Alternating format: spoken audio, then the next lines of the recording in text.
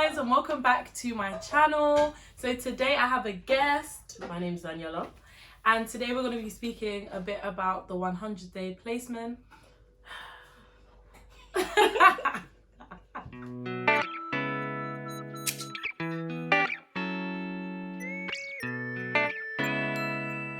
Hi guys, and welcome back to my channel. So today I have a guest. My name's Daniela, and today we're going to be speaking a bit about the 100-day social work placement. We did that on the same. So following the kind of same way that I did my 70-day placement video, I just wanted to start by giving you guys an outline of what is expected, what you would have to do in terms of your paperwork, case study, and a bit about that before we speak about our experiences. Sounds good? Sounds good. Okay, so when it comes to what you would have to do, what would be expected of you as part of your course and passing your 100-day placement, the first thing that you will have similar to your 70-day placement is you'll have to come to a placement learning agreement. So as I said before, that just states out what you would have to do, what is expected of you from your placement in terms of what time you would start, what is your lunch hours, what is some of the duties that you have to do. Also as well, one thing I didn't mention in the last video was about PCFs and what you would have to meet in terms of the 9 PCF domains as well. And then you would have to complete 3 direct observations. You would have to do 2 service user. You'll have to get a service user and a professional feedback as well. And then you would have to do a 4,000 word case study this time. I know I think the 4,000 word case study, in my opinion, it wasn't necessary. It was long. I don't think it was necessary. Even when I looked back at my case study the other day, going through my portfolio, I was like, what was I actually right? I don't know how they passed me with that case study. I didn't even know whether I met the word count. But anyways, I passed. Oh, I definitely know. I went over the word count. You know when you put it through Turnitin? Yeah. What's it called? Oh, to verify whether it's... Mine was probably like 50%. Original or something like that. Yeah. Mine was probably like 50% because I'm telling you, I was like, that was straight from Google. Guys, don't do that. Don't do it, but under the circumstances, I feel like they didn't really check. When it came to it, they just wanted us out of the course, to be honest. And then you would have your midway report, you would have your end report, and then what's different now with the 100-day placement is you would have a practice educator report as well. So that's where your practice educator will speak about how you've met your PCF domains, how you've stuck to the KSS proficiency of standards. What's the rest of it? What KSS? Yeah. Knowledge. I don't even know. knowledge, certain statements. This is so bad. It's because, do you know what? It's because we just know it as KSS and PCFs. Yeah, it's true. But they will just speak about your overall progress, maybe some things that they want you to progress in and improve in, especially when it comes to your ASYE as well. Yeah. And then you would have a section where you give your response to your practice educator's report. You would have your normal attendance and your marking sheet.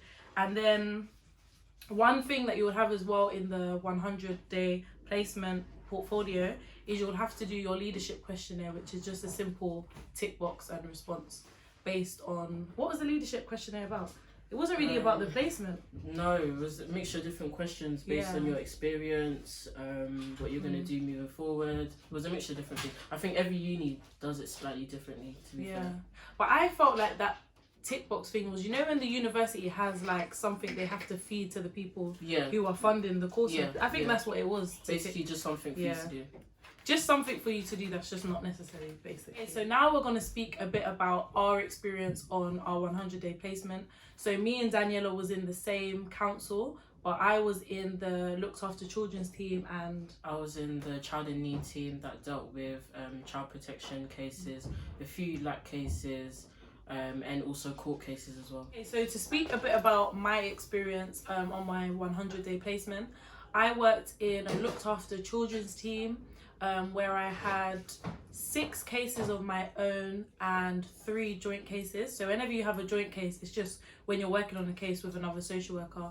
And the reason I had joint cases was because some of the issues were very complex and my PE felt that it was necessary that I had some other support and additional support where just to meet areas where I didn't really know or didn't really have a good understanding of as yet.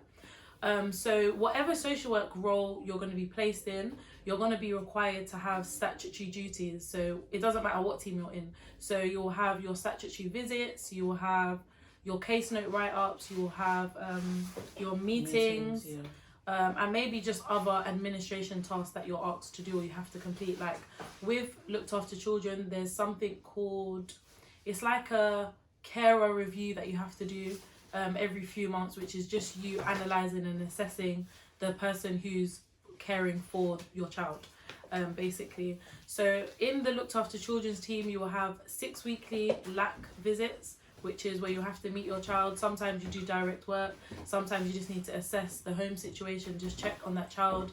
You'll have to do room checks as well. One thing that they said to always do in looked after children's team is make sure you go into that child's room, make sure the environment's clean, it's safe, you know, just a protective measure. And in the looked after children's team, you'll also have a 6 monthly LAC review. So every 6 months you're reviewing the holistic well-being of that child. So you're looking at their education, you're looking at their placement, you're looking at their carers, you're looking at their emotional well-being, their mental well-being, their health. You're checking everything to do with that child. And then also you would have your 6 monthly and sometimes 3 monthly, depending on the child that you're working with, PEP meeting. And a PEP meeting is a meeting where it involves the school and you're just looking at the education of the child. How are they doing? Because statistically it shows that looked after children are behind and they tend to perform lower academically compared to children who are not in care. So that's just a measure put in place to just make sure that they can get ahead. So with some of those meetings, you can organise mentorship. You can see, okay, if a child is not performing as well in this subject, how can we help them? How can we give them additional support? So I think to just go in the back, obviously for ethical reasons, I can't speak about my cases, I can't speak about my children, but to give you guys an idea of what some of my cases look like. So I worked with children who, you know, typically have been abused, physically, emotionally, sexually. I had some cases where I had to work with children who were in a gang, had gang involvement, county lines, a child that was being groomed by a gang. I had to work with a child that, you know, had molested his siblings. You know, just to give you guys an idea that if social work's really what you want to do, this is what you want to be working with. This is just the reality of it. Like, you're going to be working with children and families and professionals to deal with issues that we don't always have an answer to, essentially. But yeah, besides like my experience, like my duties in my looked after team, my 100-day placement, if I had to give it one word, I would say that it was difficult. It was very difficult. You know, my placement wasn't bad, but I was gonna say it wasn't all the way good. It wasn't bad, but it was just when you're doing something, whenever you do something that you've never done before, it's always going to be challenging. I think I want to start off with a positive. Like, there was so many aspects of my time there which was rewarding. Like, when I got to work with one of my children who didn't know part of the country that he was from, and I found that information out, then I, you know, could do activities with him, exploring, you know, foods from his culture and stuff like that. Or when I worked with a family and, you know, I facilitated contact between family members that haven't seen each other in a long time, like things like that are so rewarding. Or just when you see a child and you take an interest in something that they're interested in, you can just see how that lights them up. Or just having a conversation with them and, you know, just really building like one-to-one relationship. I think that was probably one of the most rewarding things about my time there. Like, actually knowing I was making meaningful relationships with children, and, you know, them looking up to me as somebody who's not just their social worker, but looking up to me as somebody who's a positive role model in their life. What else was there? I think besides all the paperwork, like looked after children, there's a lot of paperwork. There's a lot that you have to do. As I said, like, I think particularly with looked after children, because these children, like, they can come from child protection plans, they can come from any angle. It's like you can be dealing with court, you might have to deal with yacht workers, you might have to deal with, like, there's a lot of different professionals. Yeah, so involved. Many professionals that is involved when it comes to looked after children. Like, to just have one meeting with a child, for example, like a child that's in a gang, for example, there's like 15 professionals that I have to contact for one meeting. That's a lot in itself when you have a lot of other work that you have to do with other young children. I'm just thinking, is there anything else about?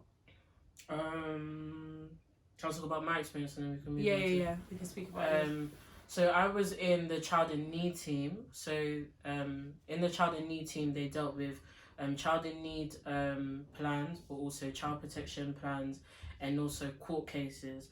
So I was around a lot of different social workers doing a lot of different things. We also even had a few lack cases because in the specific borough I was in, if the child is not looked after for a long kind of period, they think it's beneficial for the child to stay with the same social worker instead of like swapping professionals, which makes sense. So some of the things I was doing, because I was a student social worker, I couldn't lead on child protection cases because you have to be qualified to do that. So I had mostly child in need cases. So when you're working with like a child in need family, you visit them like every 6 weeks unless there's anything that comes up and you need to do like a visit. But yeah, every 6 weeks.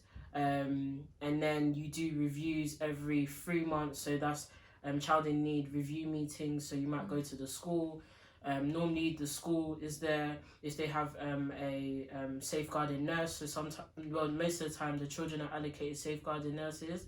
So these nurses do checkups on the children based on our concerns. So for example, if the family was referred to social services for neglect, this nurse will be checking up on the child if they've been eating, if they're the right weight, if their teeth are okay, just the normal kind of medical checks. So you have safeguarding nurse there. If it's at a school, you might have their teacher or the head teacher or a safeguarding kind of representative at the school. Myself, if I'm working with it with another professional, maybe another professional within my team. So it's normally, and then obviously the parents. But just a warning, sometimes some parents decide not to show up. So yeah, sometimes you can be having review meetings without the parents there. I know it's mad, but it does happen. But you need to try and have it anyways because these meetings are very important to be had. Within child protection, social workers see their children, I believe, every 10 days because that's much more serious. So they need to see the children on a regular basis. So every 10 days, that's nearly every week or every 2 weeks to check up on them. So sometimes with some of the social workers that I was working with, they were going to the house doing drugs checks on parents and basically getting a better understanding of the child's environment. So if you go on a visit, similar to what Sephra said, some of the things you'd be looking at is the child's room. I remember going on a visit with my manager and she was looking in the fridges and I thought that this is a bit much. Yeah, I was like, this is a bit much, but realising that, you know, you really need to understand what this child is dealing with, what they're eating, what's going on in their family. So you might need to check around the house, look in the rooms, obviously with permission, but check around the house. And then what's really important in visits is that you actually speak to the young person by themselves. Sometimes it is quite difficult depending on where they live if they don't have a room by themselves. But try your best to talk to the person by themselves to get a better understanding of what they're worried about, what they're concerned about. If you can't do it, then you have to try and see them at school, or if they're a little bit older, maybe in the community, just to get a better understanding of their worries and their concerns. In child in need, that's a big thing. You always need to check up on the child and see what they're concerned about, what are their wishes and feelings. You hear this a lot. What's the child's wishes and feelings? The child is always at the centre. If you don't get what the child is saying, then you're basically not doing your job as a children's social worker. So within my team as well, a lot of court cases. So I got to shadow a few court cases. It's very interesting. You go into court, it's like you're going to an airport. Like you literally they search your stuff. They tell you to even drink if you your have water, drink your water. When he told me to drink my water, I was like that. Let me tell you what he did. Yeah, when I went, and I was like, it's just water. Like it says Evian. He was like, yeah, can you drink some? I was like, I was just side-eyeing like I'm and he looked at me and he's like, it's not. And he's like, I can see why you think it's funny. I was like, it's not funny, but come on, like. But it's important you'll be because surprised. Yeah. Imagine the families that we deal with. A lot of people can come in these environments and you don't know what's in their bag, so they need to do this. So you go to court. And if you're a student, I'll say try your best to shadow someone going to court. Is an amazing experience. Even if you never go into child protection or never go to court again, I think it's a great experience for you to have, just to say that I've been to court and seen the kind of the route that some social workers take to take children out, especially if you're going to be working within looked after children's services or even leaving care. Oh, and looking at the paperwork as well. Yeah. Court paperwork is hefty. It is. It's like, I saw one book and it was like this, and I was like, you can't make no error. There can't be no grammatical checks. Everything has to be factual. If not, a judge has the right to be like, send this social worker out. I don't want that to be me. Don't have to be me. So that's what child in need teams normally deal with. Every borough is slightly different, but when you hear child in need, it's normally child in need plans, child protection, and also court cases. Some boroughs have a separate court team that only deal with court, but some boroughs also put it in together. So that's just a bit about my team that I was in and my experience, really. One thing you mentioned as well, I remember I was reading, when I was shadowing Access and Assessment, they were doing a parental capacity assessment on a parent and a stepdad. And I remember something I saw, because you mentioned about, checking the house and checking the fridges. And I remember, as social workers, I think we need to remember that we're always, sometimes things that may look okay are not always okay. Because I remembered it said in it, it was like, there was loads of food in the house. The house was clean and tidy. But then little did we know, the child wasn't benefiting off that food. The child wasn't. So sometimes it's not always about looking for the obvious. We have to really think. We have to really be thinkers in this job. And just to go off what Sephra said, especially in child in need, especially if a child is on a child protection plan, they do a lot of unannounced visits. When I had my cases that were just child in need and they weren't child protection, I didn't really do a lot of unannounced visits because it wasn't really that serious. But when you have a child that's on a child protection plan, you do announce and unannounced visits. So then when there's specific situations within the house where there's no food, the parents don't have time to go get the food. You're at the door, and because they know you're a social worker and their child is on a child protection plan, they need to allow you in so you can see. So during the unannounced visits, that's when you get a better understanding of what's really going on when they don't know someone's coming to the house.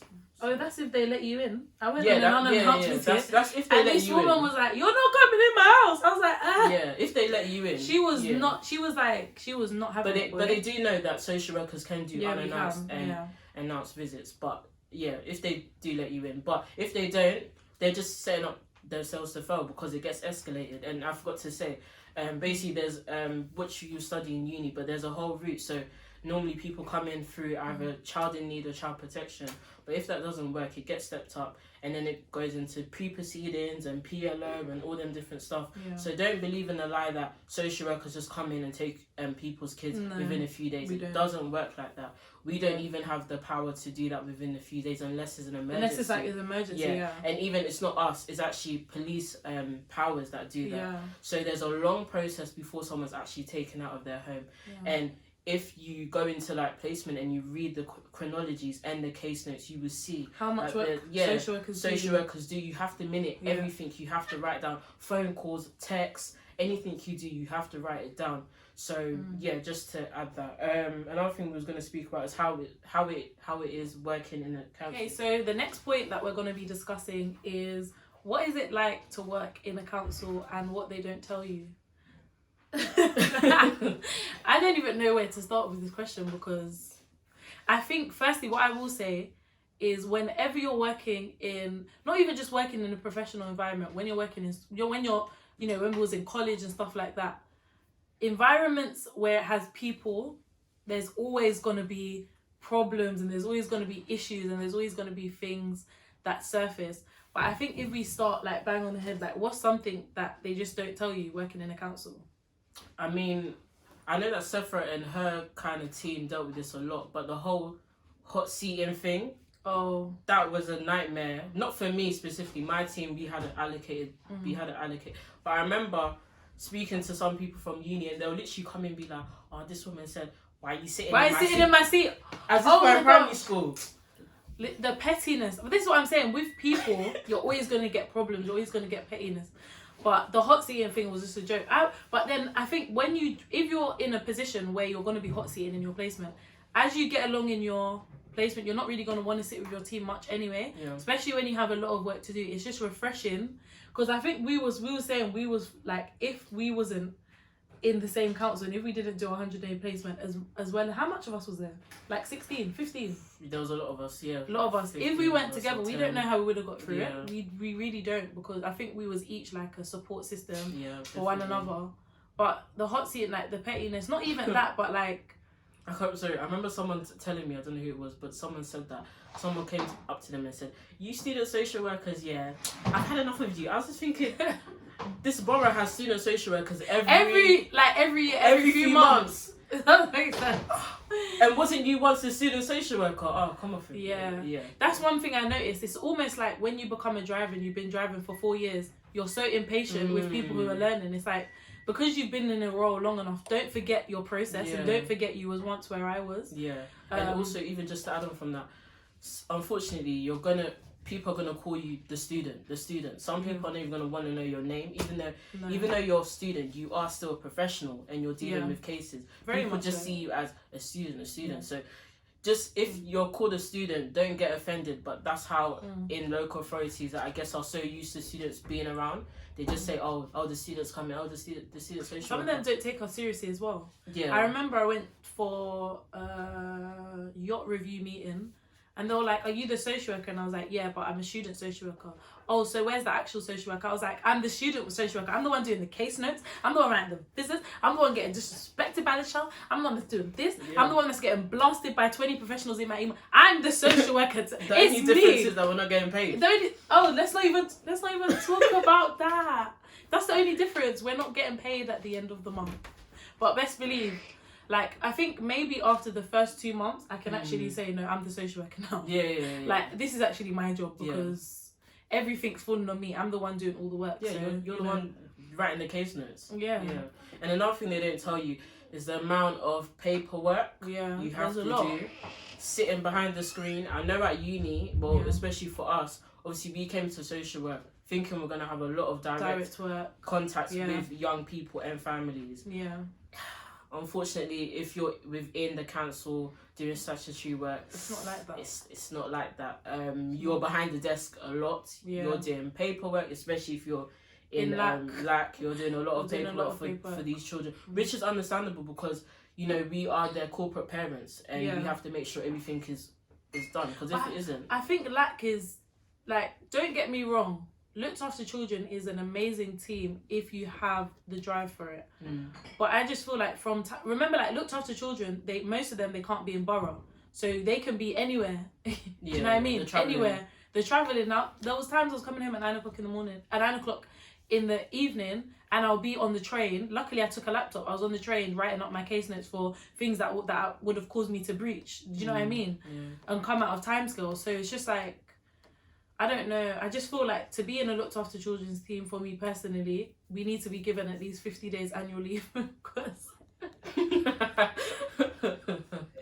we need to be given double annual leave because it's tiring. It's very tiring. And this is why there's a high turnover of staff. It's one thing we was going to mention, especially in child in need / child protection.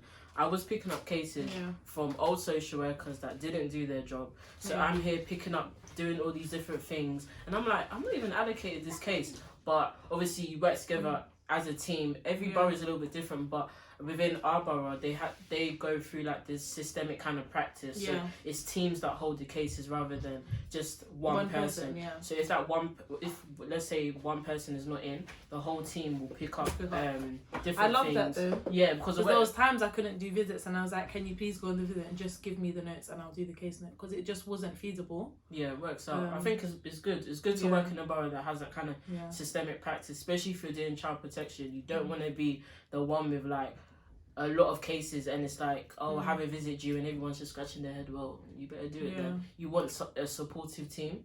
So, and I think I wouldn't really say it's one thing they don't tell you, but something that you need to prepare yourself for in statutory is it's fast paced. Once your handovers are done, you better meal prep. You better. Yes. Do you know what I mean? Stay organized. Because it's gonna be fast. Like, I think having to do and look after and manage your own caseloads is one thing, but then having to manage your emails, having to still attend your weekly, like we do our team meetings a week, having to do all of that, like it all piles up and it's a lot. It is a lot. Yeah.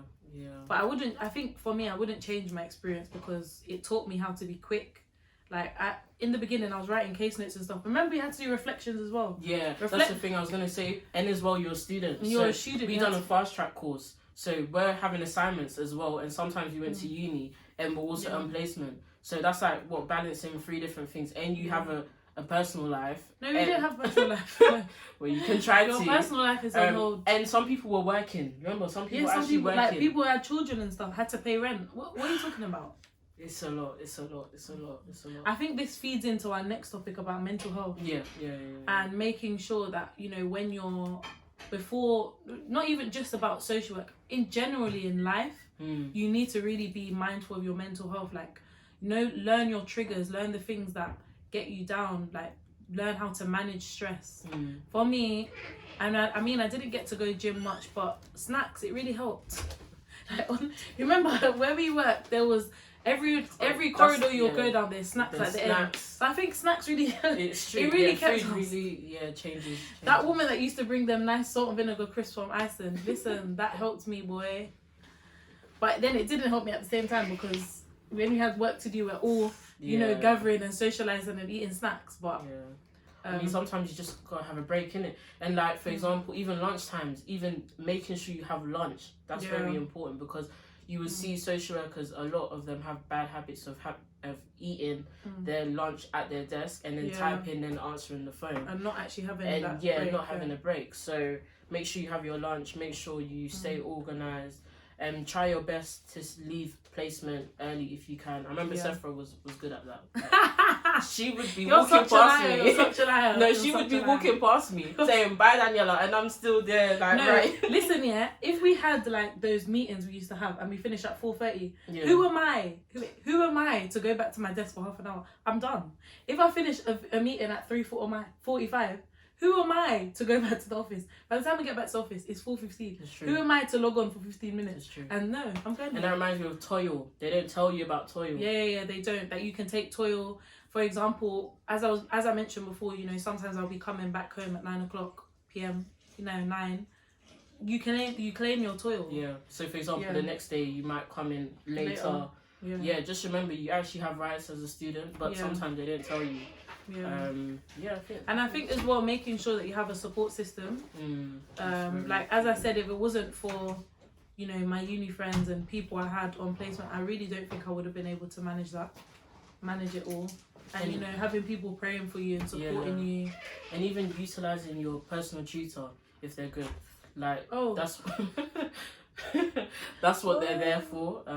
That's what they're there for. And also your practice educator or supervisor who's in the placement. That's what both of them are there for. If you have any concerns, don't feel shy and feel like, oh my gosh, like I'm pestering them.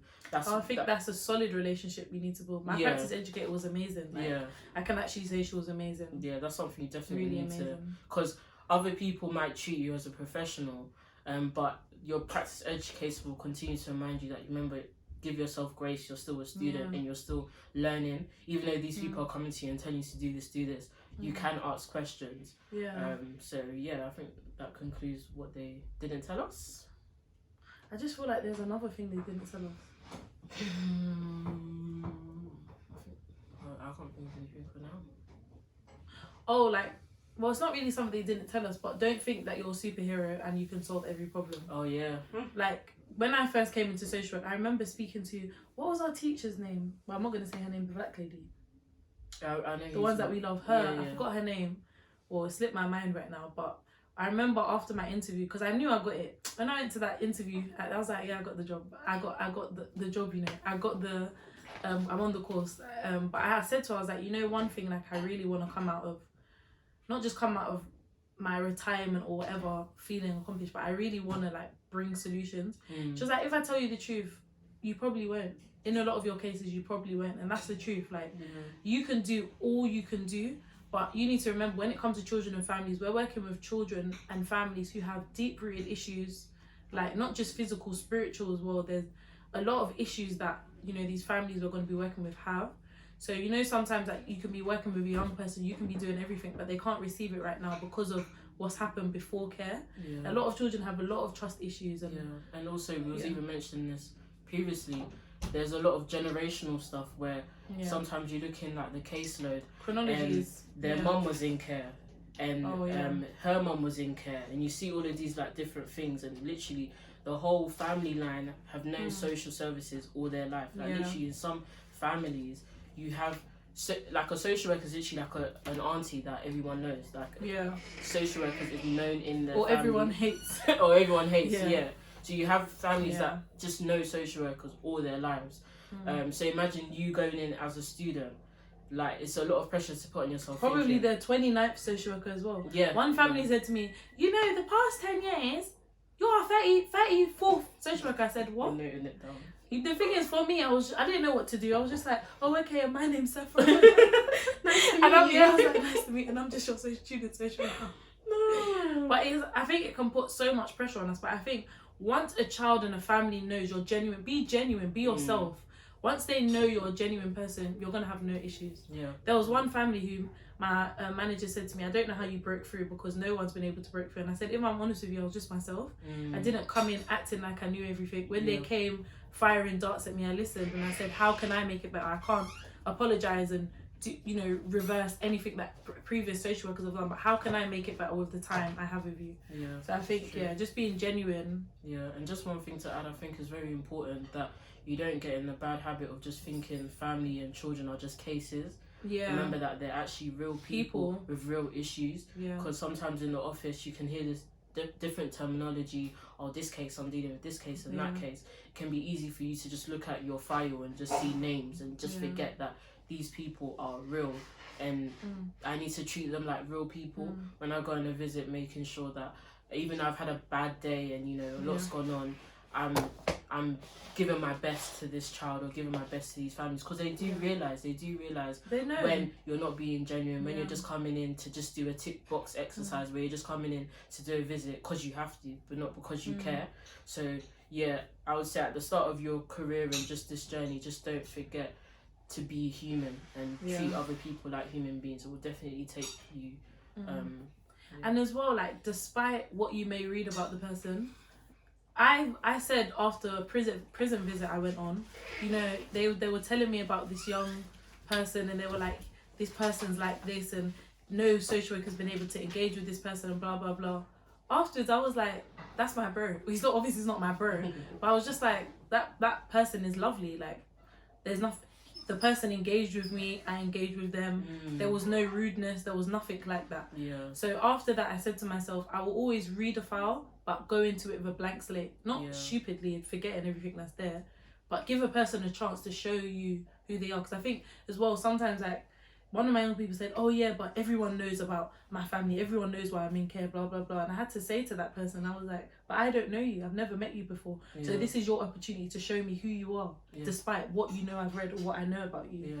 So and even add as well, giving families an opportunity, but also professionals, because a lot of people talk, you realise in social work, a lot of people talk about each other, the and gossip. Like, you will go before you're going to a meeting. Someone might say, "Oh my gosh, you have that IRO." What does IRO stand for again? Independent Reviewing Officer. So they work a lot with looked after children. And you might say the person's name, and then you might have like a manager or someone go, "Oh my gosh, like, she's a pain in the neck." But just literally meet that person as if you've never like heard about them or seen them or anything. Just treat everyone as if that's your first time, you've never heard anything, because you'd be surprised, some other professionals, they just have a nasty attitude. That's why they don't get along. Some professionals are not professionals. Exactly. That's why they don't get along. They're not professional with other people. So just be professional and just be true to who you are, and don't get into the bad habit of talking about managers and all that gossip, because it can be really easy, especially in the office environment. You got your snacks, you got someone that's sitting next to you, and they just say, "Oh, did you hear about so and so? Did you?" Even cases, be careful about discussing your case with people that really don't need to know. Because there are people. Bear in mind, if you're in a borough, that there's a lot of people that live in the borough as well. When I was in our borough, I heard about a case. Someone was actually working there, and they went into the file to read up about someone that they knew or like a family friend, and they got sacked. So just be mindful of stuff like that. Discussing your cases, saying anything bad about anyone in general, because people can talk, and you don't want to get into that mess at a very early stage. That's what, like, I'm thankful my practice educated, because I did not know how much drama there was in my own team. Obviously I could like suss things out, and I was like, okay, that one's clearly's got an issue with that one, that. But she was just like, yeah, I did my best to protect you from it. And I was just like, you know what, yeah, my thing for 2020 has been mind your business. Like, I'm completely happy with minding my own business. Drink water and mind your business. Drink water and mind your, like, sip that thing and mind your business. Like, just go there, like, don't lose focus. Remember why you're there, what you're trying to achieve. We're there to be a corporate parent. We're there to help young people, you know. Sometimes our impact may not be as big as others, but we're there to help. Like, that's it. It's not just a paycheck as well, because a lot of people, it's something they don't tell us, like a lot of social workers, they mention, oh yeah, I'm just gonna do this, and I'm just gonna do that as a top up because it's better pay. Like, it's not, why are you in a job just for the money? And a lot of people are, sadly, but it's just like, families are gonna call you out on it. They'll probably like beat you up as well. So exactly, if you want a career with a lot of money, go into something. They can go to TFL, you know. TFL pays goodly. So another thing we wanted to talk about is mental health. Oh, we just discussed that. Oh yeah, isn't it? Yeah, we did. Reflections about replacement. Oh, did we speak about managing difficult situations? No, we didn't actually touch on it, to be fair. Shall. Yeah, we can speak about it. So managing difficult situations, I would say for me, a few difficult situations was being a new professional to these families that have just had a history of professionals all the time. Yeah. So prepare for a reception that isn't great, and you might need to do a lot of work getting to know some of these young people, especially if you're working with looked after children. Like, they've had loads of social workers, they're already around professionals all the time, you're just another professional. They don't care. So just be prepared for that. Be prepared for people telling you that you're coming to ruin their family.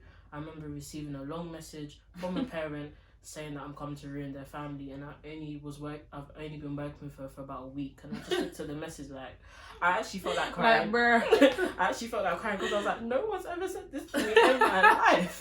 And that's something you need to be prepared for, because people think social workers are coming to ruin their family. As soon as they hear social worker, oh, you're taking my kids. Yeah, and that's what the message basically said. So I had to have a conversation, and this is also going to help in interviews and stuff like that, because they ask you, do you have any experience of managing difficult situations, or tell me about a time when you've managed a difficult situation.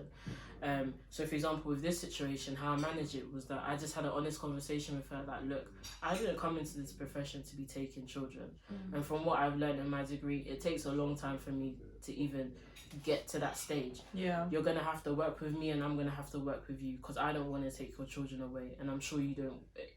Like, that's not what I'm here to do. And I just had an honest conversation with her about the concerns.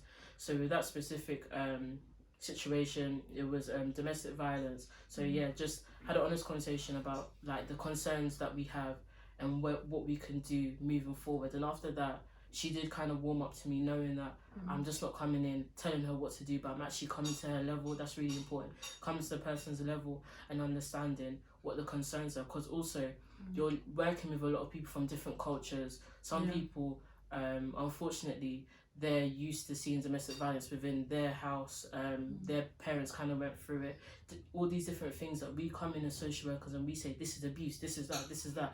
And they're like, no, this is not abuse, or they just don't understand. Don't know any different. They just don't understand the concerns. So you must come to the person's level to explain why we're involved in their family. So, I think one that I constantly faced was, and I would say it was difficult, you know, like families saying to me, how old are you?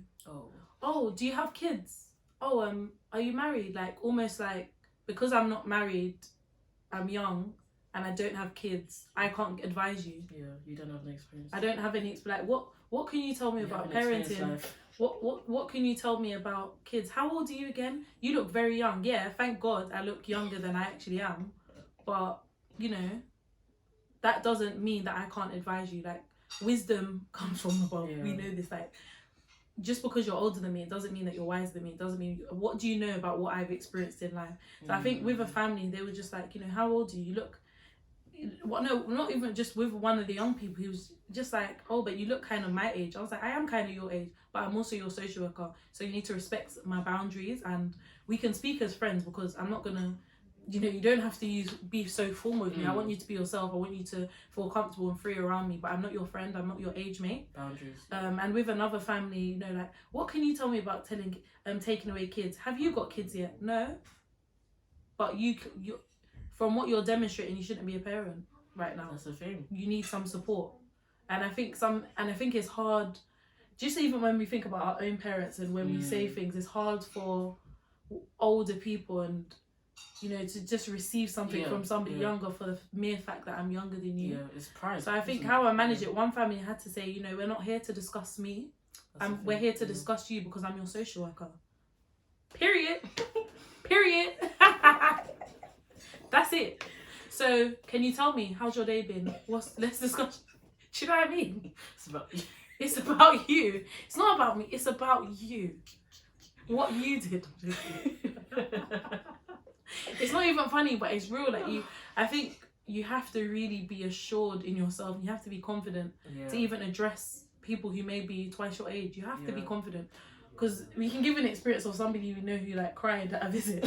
Fam, you, even if you have to fake the confidence, I'm telling you, at the start of my placement, like when someone would tell me to do something, I would just be going with my short self. I would just be like posing my notebook. And then my manager said to me one time, "Oh, Daniela, you're very confident." And I had to tell her after the meeting, I just pretend. But it's like, if fake it till you make it. I was like, I was talking, I wasn't hesitating. I was like, okay, the professionals, this and that and that. Because I'm like, look, this is a learning experience. Let me learn. Let me try and do the best I can do. And then I can get the feedback of whoever. But if I don't try my best, then I'm setting myself up to fail. So, and I think even in areas like where you don't know what you're doing, you still need to make sure that you're in control. Yeah. You still need to, once you lose that control, you're going to be walked all over. Families, children are going to see it. They'll walk all over you. They're going to see you crumbling if you start. So you definitely... They'll even help you crumble, in fact. You definitely need to... Yeah. I think placement is definitely a good time to realise whether this profession is for you or not. Yeah. Literally. Because to be honest, you're never going to have this opportunity again. Yeah, true. And like, placement is basically like work. Like, if we compare our first placement, the 70 day, to the 100, it's so different. So different. The 100 day, that's where where your eyes open. Like, that's where your eyes open. This is statutory social work. Yeah. Obviously, in the first placement, it depends where you are and stuff like that. It's much more easy. They're kind of just easing you in and stuff like that. 100 day, this is what it's about. Like, this is social work. And other professionals, they will not shy away from correcting you as well. I remember towards my last, I don't remember if I told you, towards like the last 2-3 weeks when I was closing, and I was in a like ending meeting, and I was saying like, yeah, because my placement finishes soon, so I just want to remember. And then the supervising social worker, fostering, fostering supervisor. So they just call it supervising social worker. Yeah. The audacity. I don't know where, because you know you were saying like about being short. She found strength to even email my P and be like, I just felt that she was unprofessional. She mentioned that her placement ended soon. She seemed so happy. I am happy. I haven't slept. I haven't ate. I have no money. Of course I'm happy. Like, I feel so accomplished having finished my That's the thing. Some people are frustrated with their own jobs. They want to leave. That's why they're on you. But let's not even talk about the watchers, the people who watch what time you come in. Are you my team?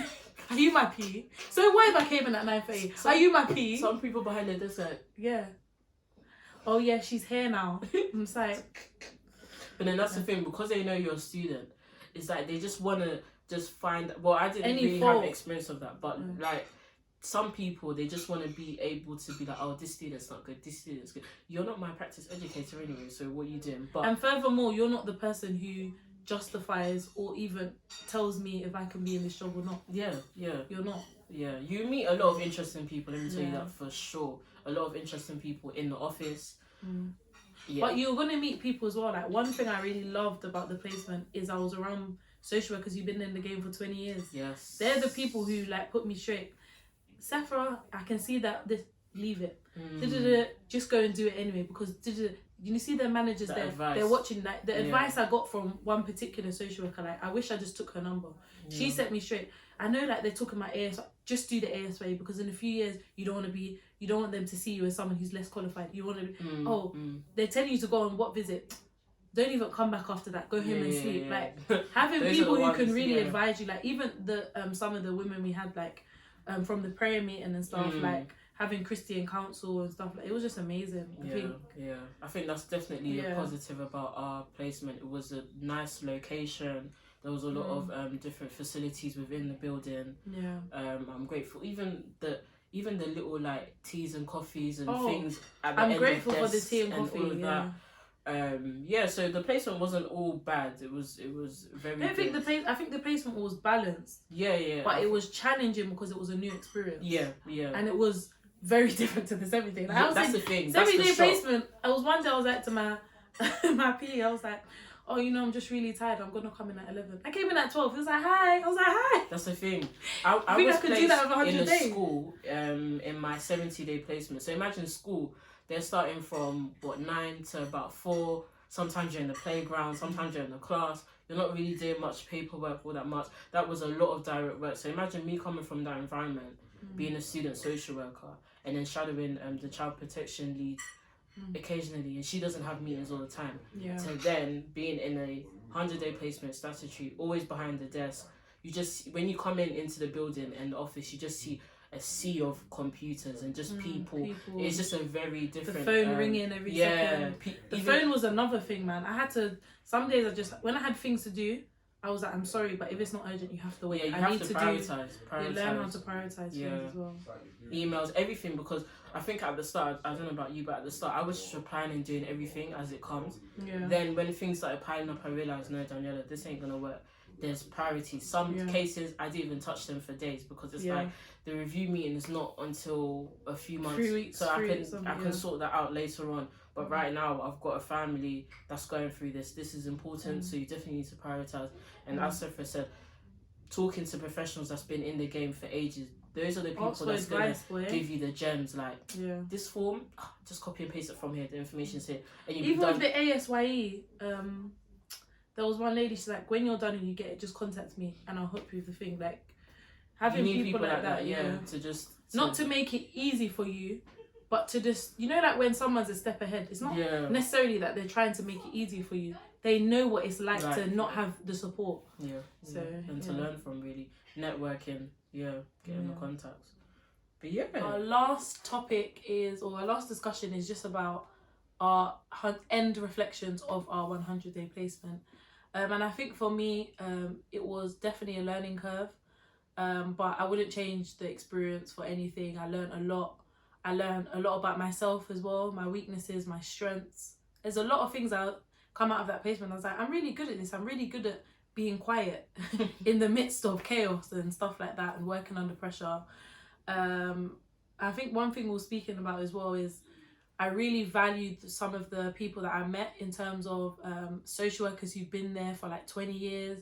There was one lady, I'm telling you, that woman gave me so much advice. There'll be days she'll be like, if you finish this visit early, go home because you need to sleep because tomorrow, don't worry about that. That's not important. Just having someone to really just give you advice and wisdom. I think that's about it for me. For me, my reflection is similar to Sephora.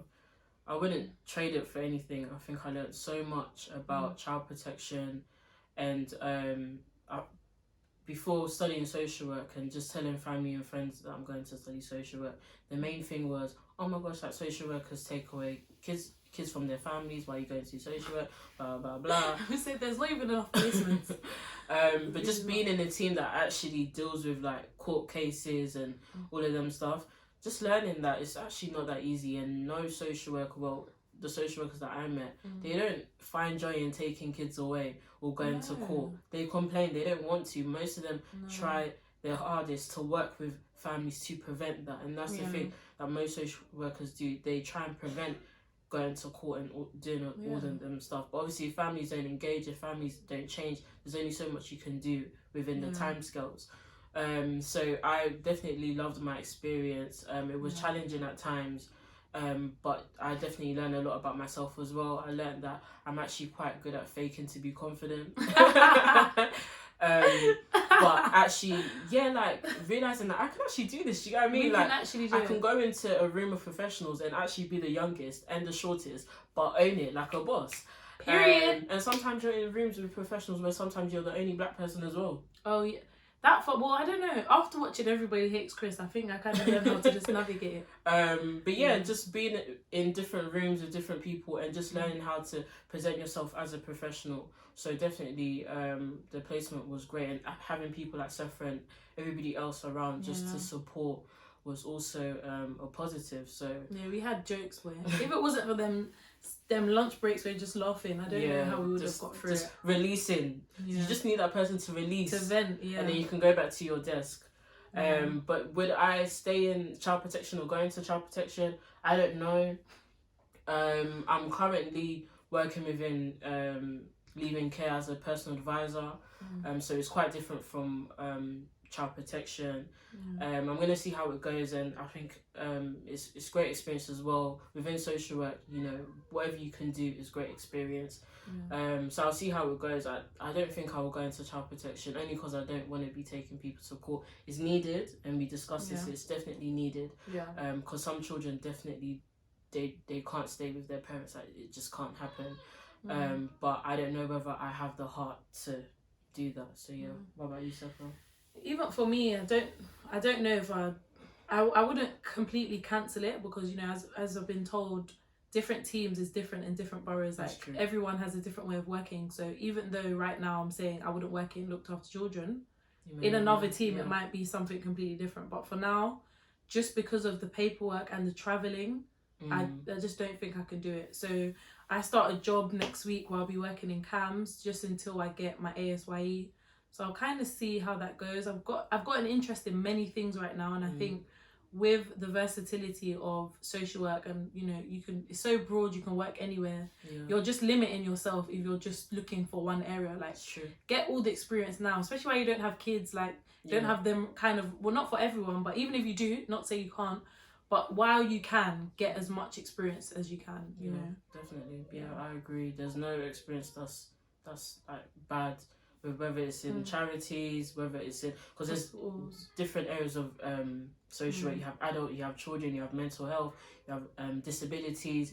There's a lot of different things that you can do. So just make sure you focus on the degree, you pass your placements, you pass the course, you pass everything that you need to do. I think, especially within social work, placement is the most important. Like, your grades in terms of your other stuff, it's not that deep. Obviously, try your best, but placement, you need to pass. But placement is obviously where you're judged whether you can actually do the work, job, especially for your second placement. Because if you don't pass your second placement, you're not finishing the course unless you pass it. So make sure you pass it, and build connections as well, because sometimes those people there can tell you, if you really liked it, you can apply for ASYE. This is some of the questions that's going to come up, or if there's other jobs that's coming up and stuff like that, they can help you.